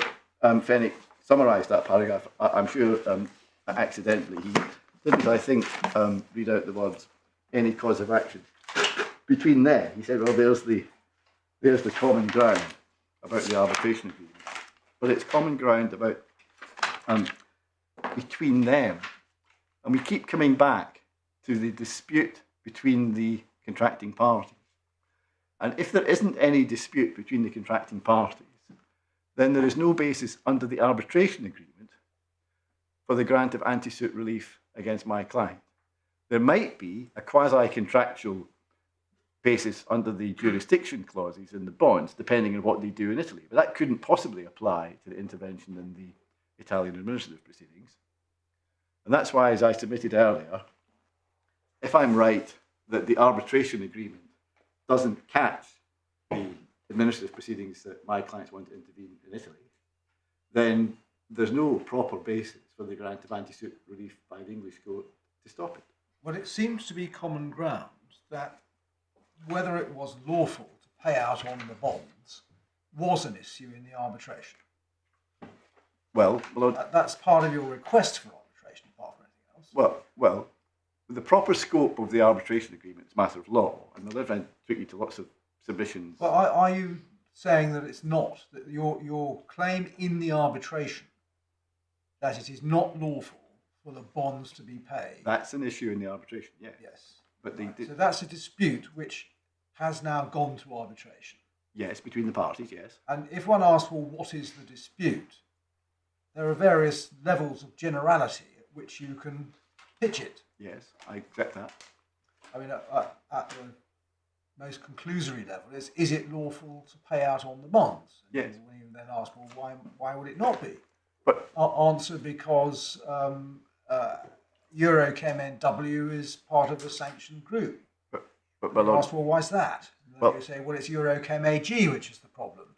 I see that, my Lord, but with respect, that's rather to look down the wrong end of the telescope. It's possible to see that the same issue or a similar issue exists in different proceedings.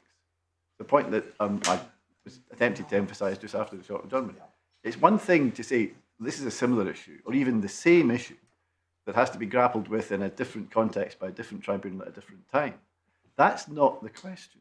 The question is my client's involvement in the Italian proceedings to which Eurochem AG and Eurochem NW are not parties. They're only concerned with Eurochem Agro and the Italian regulator and my clients. Is that within the scope of the arbitration agreement or not? Answer no. It doesn't matter what the issue is. It doesn't matter that it's similar to an issue that's being litigated in London. It doesn't matter that it might involve considering the actions or omissions of the same people. It doesn't matter if it's concerned with a company at the bottom of the same corporate tree. The only question that's relevant for the arbitration agreement is whether what's going on there is in breach of that agreement or not.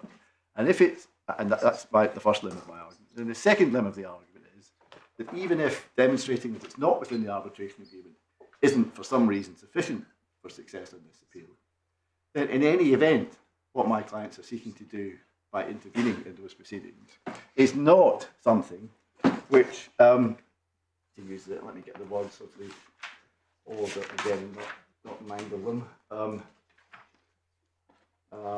Strains, delays, or otherwise impairs. Otherwise impairs. I'm grateful to my Lord.